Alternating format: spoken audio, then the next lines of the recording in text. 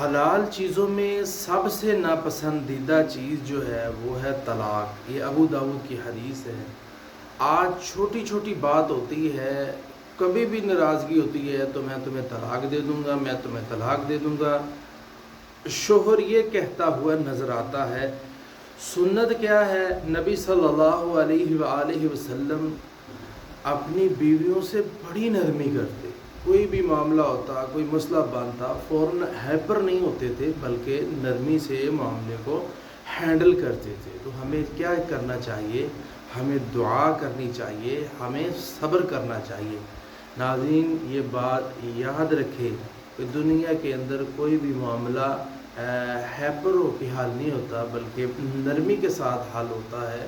معاملات جو ہے وہ پیار محبت سے ایک دوسرے کی بات سننے کے ساتھ، شوہر اور بیوی دونوں کو اہمیت دینے کے ساتھ ہی مسائل حل ہوتے ہیں بیٹھ کے۔